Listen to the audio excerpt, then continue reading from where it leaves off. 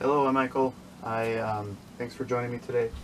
I'm going to show you how to install um, cabinets just like in your kitchen, but it's going to be in my garage. I'm installing the same way as I do in the kitchen. So these are going to be two upper cabinets. I'm going to remove all these shelves and then install some white cabinets, and I'll show you the cabinets later on. I'll show you the cabinets later on in the video. First step though is to get everything down and remove all these shelves.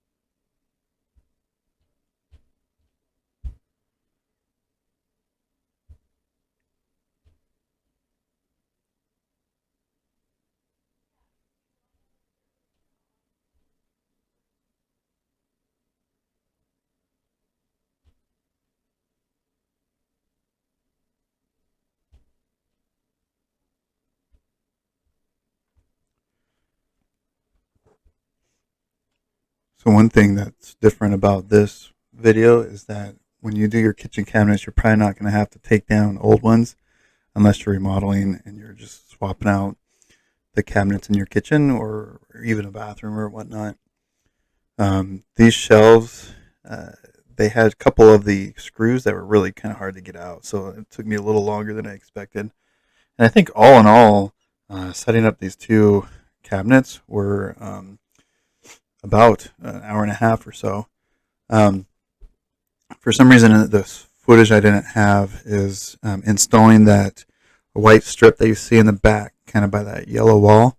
What I did was take the measurement of the cabinet and whatever that was, and these were I was going to install them from ceiling to that point on the wall. So it was like 36 inches or so, and so I kind of went down about 36 and a quarter on the wall, and then um, screwed it into the studs, and then I marked the studs on the wall, and then what I did was I took off the doors from the cabinet because it's a whole lot easier to install.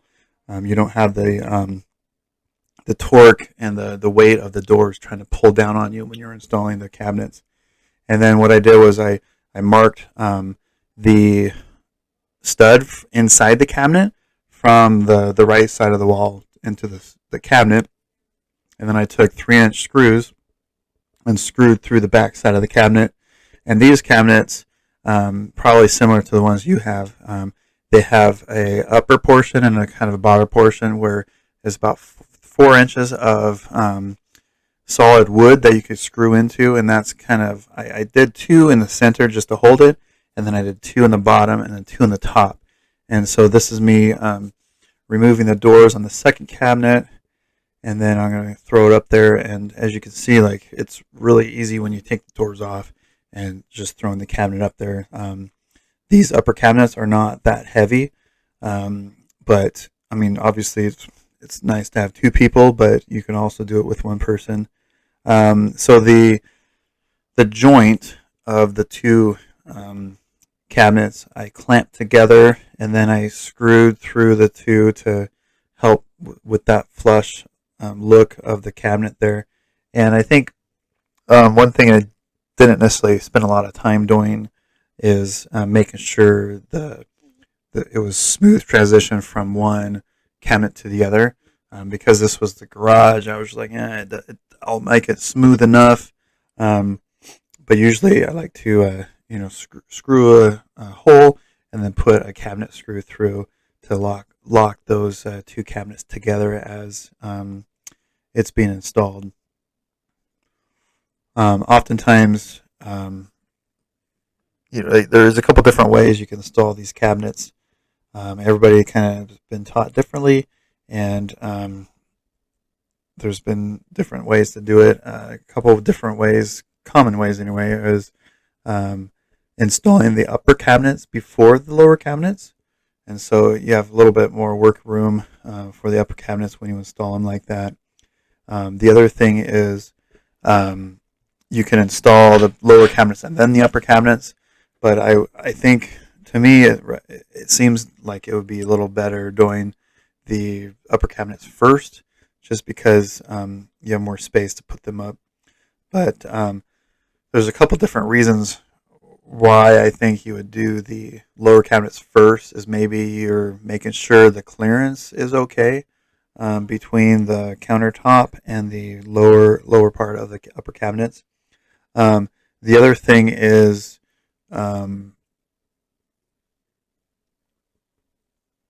well, I'll talk about that in a few, but talking about the video here, this door that I'm putting on doesn't quite open all the way.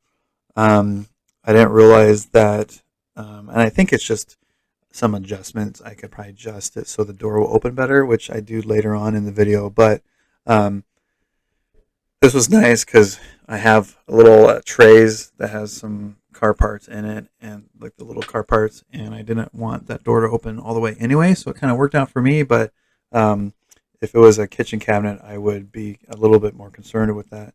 And this is just me showing the two sides are smooth. Those little holes in the white are from the installation or building of these cabinets. My guys in the field, they installed these for a project, and it didn't quite work out, and so they were kind of left over, and that's how we installed them from the cabinet to replace. They came in a box, and we put them all together.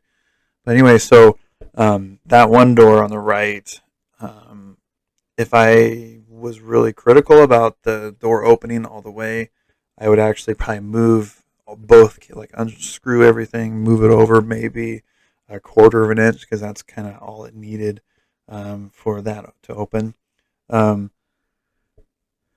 and these ones that I'm doing, I remove the screws from the door side of the hinge instead of the cabinet side of the hinge. In a way, it was nice because I didn't have to worry about the up and down position of the door.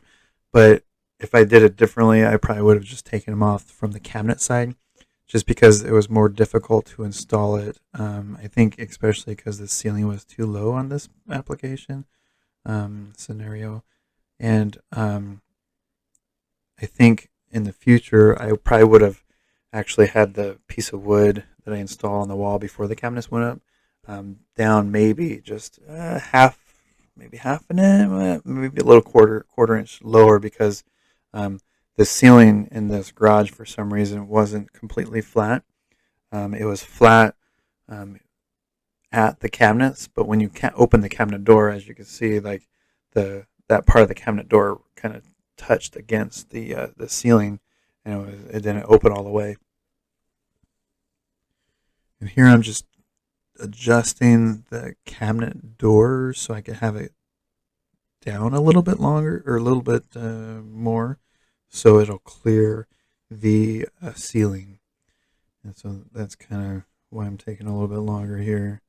So pretty much at this point, the cabinets are installed. If this was a kitchen, I would. Oh, that's me showing you the shelf brackets. And I bring over the shelves and install the shelves.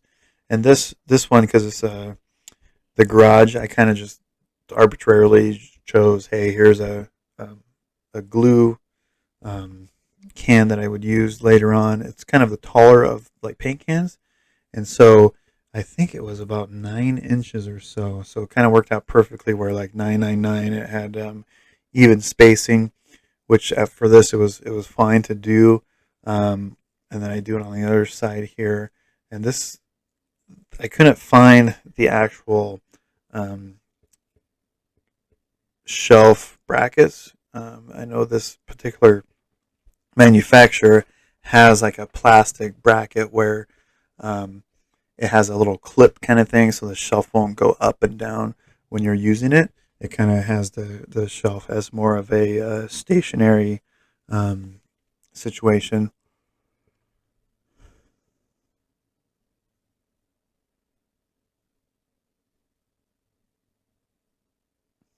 And then I think after I install the shelves, I put in some, I guess, shelf liner to help with the the garage items. If I put them in there, that they won't like scratch or do something to the cabinets. Um, so this part, I am installing the pulls, the cabinet pulls, the door pulls. Well, I just took off the shelf for some stainless steel shelves that I purchased. You'll hear me talking about it later. But I got some from IKEA, and I don't know, the spot where they have discounted items due to damage or whatnot, or people returning, and there was these stainless steel shelves. It was really a good addition because it matched my other stainless steel workbenches and stuff. Um, so I want to talk to you about the cabinet pulls. I'm going to put knobs on there. As oftentimes you can find special tools so you can get the holes in the right spot every time. The thing I don't like to do is my method here. Potentially, I could have drilled the hole in the wrong location, and then when you get the knobs and stuff in there, it could be very slightly off, but pretty noticeable because of the difference in height. And so I recommend having some sort of template that you use so you can just put right up in there and drill the holes in the right location every single time, or the same location. There I am drilling it. And so the blue tape, I put the blue tape on there every time I cut something or drill something, just because it helps with splintering or blowouts.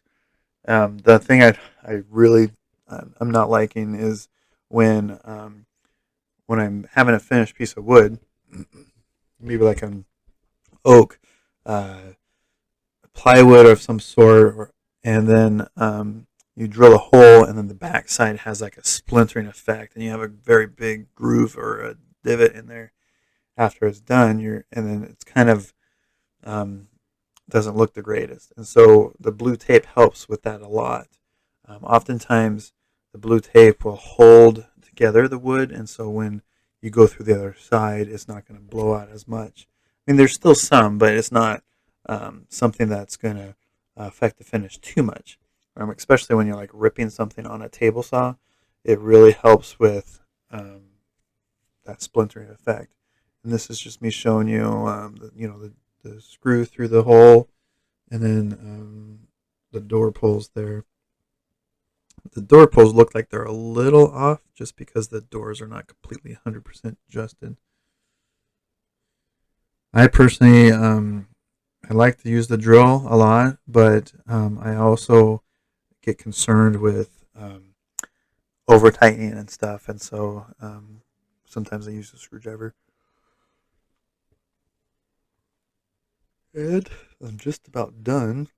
Um, I'm putting this one has this manufacturer has a bumper, door bumper that's very translucent, transparent, and it has sticky side. You just pull it off and stick it to the cabinet. And then these cabinets have the soft close, so you just close it most of the way, and the rest just kind of closes. Um, and pretty much there you go. I'm just putting things away, and just about done here. I think it looks a lot better than what I had before. I think, and then so it's been about a week or so, and it's really been nice to have this instead of those ugly shelves that showed everything. Kind of made me organize my garage a little bit too. So.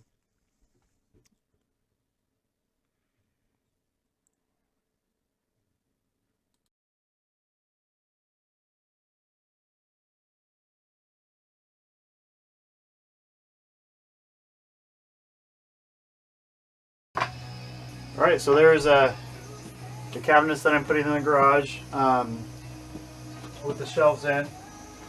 I'm not going to go over adjusting the doors today. we can do that at a different time. But in a nutshell, when you're by yourself, I usually stick that helper board or whatever on the bottom of the cabinets. When you're doing your kitchen cabinets, if you are doing a backsplash counter to bottom of cabinet, that's great because it'll be hidden behind the backsplash, tile backsplash. But if you're not, you might want to think twice before you're doing what I just did, because then you'll have some holes and stuff that you have to patch up. So anyway, I actually just got these stainless steel shelves. They're pretty heavy, so I'm gonna I have 2 of them this length, and what I'm gonna do is remove this wooden shelf and put this stainless steel shelf in there instead. I think it'll look really good, and then it'll match my long stainless steel trough drains table thing over here too. So anyway, don't forget to like, subscribe, and make any